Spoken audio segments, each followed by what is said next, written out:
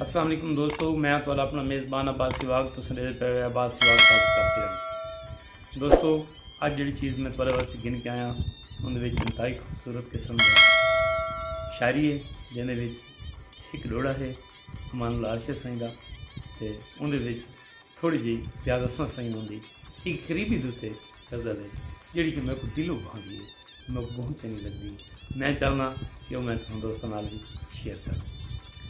अमानुल्लाह आशिक़ साईं ने फरमाया कि मैदा रोह भी सुन पैदा वेला बर ये साल तबाह है पै मारे हर झोंक तबाह वैरान आंबा इमें लगदा फेरा तेह मारे ते वदे बे घर थी के रुलदे हैं सको वक्त दिगर दशद्रेह मारे दूहें मोए अरशद पानी तो तेको छल मारे सक उतरे मारे।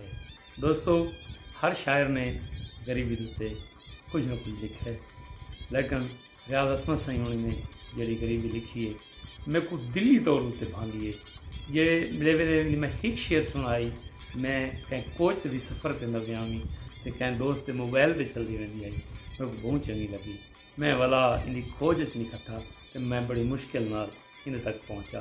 दोस्तों असा रल के एक इंजॉय करने कि असमत से फरमानन कि मेरी गुरबत दे शीशे विच मेरा हर यार परखा गए जको परखण दी ख्वाहिश नहीं वो कम खार परखा गए मैं आखे दिल को परखे को वाला परखण दा क्या फायदा वाला ही कवार दिल दी मन बैठा चलो वाला ही कवार परखा गए असा इतबार अपने ते वाला इतबार नहीं।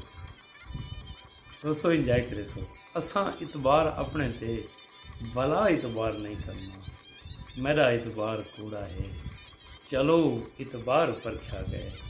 अगू आखे सी कि असा तो बस देहातड़ हैं असा चुपचाप लंघ वैसे असा तो बस देहातड़ हैं असा चुपचाप लंघ वैसों ये कितना ज़र्फ रखदा है एडा बाजार पर क्या गए।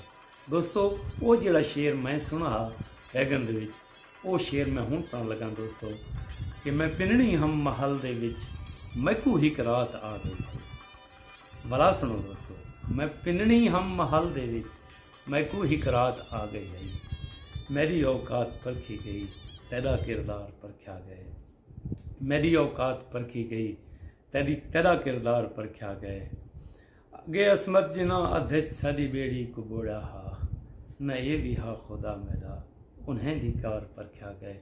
दोस्तों अब्बास सिवाग तल्स काफ्ती रंग को सब्सक्राइब भी करे सो ते बेल आइकन दा बटन दबा रहे सो ताकि हर नवी आने वाली वीडियो तो बार वक्त मिलती रहे। अस्सलाम वालेकुम व रहमतुल्लाहि व बरकातहू।